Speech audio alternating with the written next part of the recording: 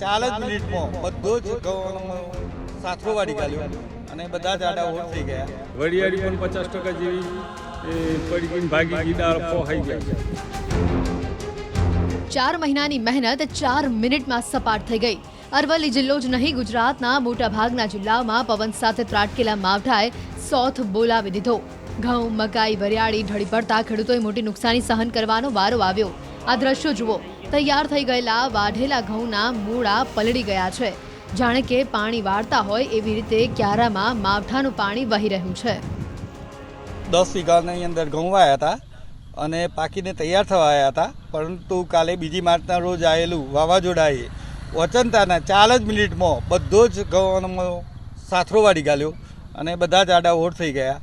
જે પાકીને તૈયાર હતા એની ક્વોલિટી બધી ખતમ થઈ ગઈ અને બહુ નુકસાનીનો વાળો આવ્યો છે. મકાઈ પણ માલ હતી પણ મકાઈ પણ ખતમ થઈ ગઈ છે, બધી જ આડી ઓર થઈ ગઈ. મકાઈમાં પણ 90% ઉપરનું નુકસાન છે અને સરકાર આ વિશે વિચારી અને અમારી મહેનતની તો કંઈ નહીં, પરંતુ એનો અમે જે ખર્ચો કર્યો છે એ ખર્ચો પણ આપો તો પણ સારી વાત છે. મારે 15 વીઘાની અંદર ઘઉંનું વાવેતર હતું. 4 મહિના સુધી કમ્પ્લીટ ભાઈ લાઇટ બંધ કરી, મોટર વાયરો હોય તો બંધ કરી દેતા અને સાચવીને પાયા તો 4 મિનિટના વાવાઝોડાએ ઘઉં અને મકાઈનું હાથરો કરી નાખ્યો છે અને 5 વીઘા મકાઈ હતી એ પણ હાથરો થઈ ગઈ છે. વરિયાળી પણ 50% જેવી પડી ગઈ, ભાગી ગઈ, દાળ પોહાઈ ગયા છે.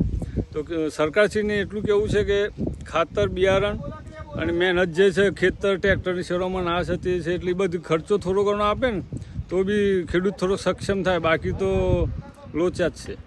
4 જ મિનિટમાં બધો જ સાથરો વાળી ગાલ્યો અને બધા જ આડા ઓર થઈ ગયા. વરિયાળી પણ 50% જેવી પડી ગઈ, ભાગી ગઈ, દાળ પોહાઈ ગયા છે.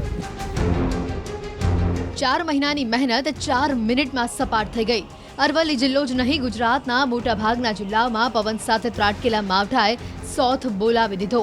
ઘઉં, મકાઈ, વરિયાળી ઢળી પડતા ખેડૂતોએ મોટી નુકસાની સહન કરવાનો વારો આવ્યો. આ દ્રશ્યો જુઓ. તૈયાર થઈ ગયેલા વાઢેલા ઘઉંના મૂળા પલળી ગયા છે. જાણે કે પાણી વાળતા હોય એવી રીતે ક્યારામાં માવઠાનું પાણી વહી રહ્યું છે. 10 વીઘાની અંદર ઘઉં વાયા હતા અને પાકીને તૈયાર થવા આવ્યા હતા, પરંતુ કાલે 2 માર્ચના રોજ આવેલું વાવાઝોડાએ ઓચંતાના 4 જ મિનિટમાં બધો જ ઘઉં સાથરો વાળી ગાલ્યો અને બધા જ આડા ઓર થઈ ગયા.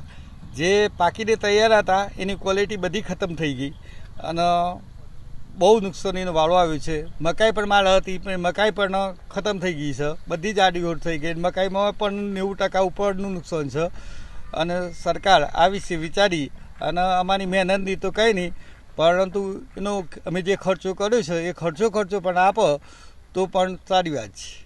મારે 15 વીઘાની અંદર ઘઉંનું વાવેતર હતું.